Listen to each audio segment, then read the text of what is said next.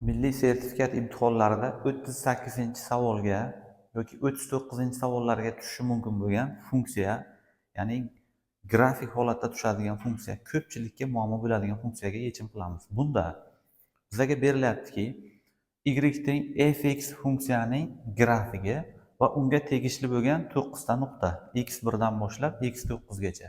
Sizga qanaqadir o'raliqda deb aytadi. Masalan, bu funksiyada -6 dan 6 gacha o'raliqda degan bo'lishi mumkin. A savolida aytayaptiki, berilgan nuqtalarning nechtasida y teng fx funksiya hosilasining qiymati manfiy bo'ladi degan. Lekin bizda berilgan grafik fx funksiyaning o'zini grafigi.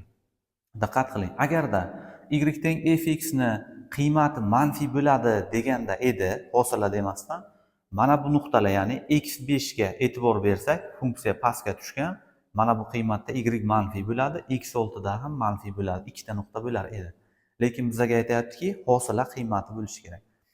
Funksiyaning o'sish va kamayish o'raliqlari degan mavzudan bizga ma'lumki, funksiyani hosilasini 0 dan katta yoki teng ishlaydigan bo'lsak, uni o'sish o'ralig'i kelib chiqardi. Agarda shu funksiyani hosilasini 0 dan kichik yoki teng ishlaydigan bo'lsak, funksiyaning kamayish o'ralig'i kelib chiqar edi.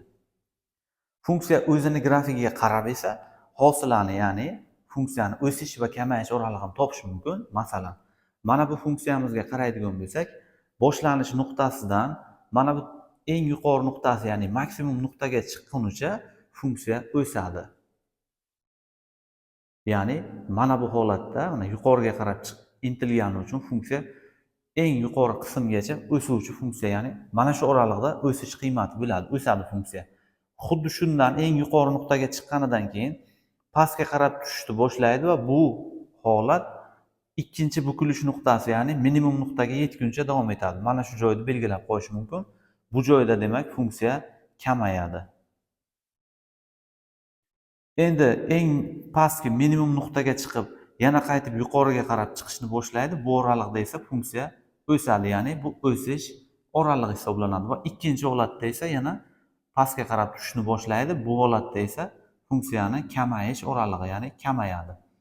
Ana endi bizda hosilani manfiysini topishimiz kerak edi. Mana bu joyda turibdi mana. Hosilani 0 dan kichik ishlaydigan bo'lsak, kamayish o'ralig'i, ya'ni manfiy qiymatlar kelib chiqadi. Mana shu kamayish o'ralig'iga tegishli bo'lgan barcha nuqtalarni sanab chiqish kerak. Bunda birinchi nuqta bizda x3, undan keyin x4, keyin x5, 3 ta bo'ldi. Bu o'raliqda olmaymiz o'sish o'ralig'i. Mana bu nuqtadan boshlab kamayish o'ralig'iga yana bitta nuqta, ya'ni x9 tegishli bo'ladi. Umumiy bizda demak x3, x4, x5 va x9 nuqtalar va javobimiz 4 ta bo'ladi.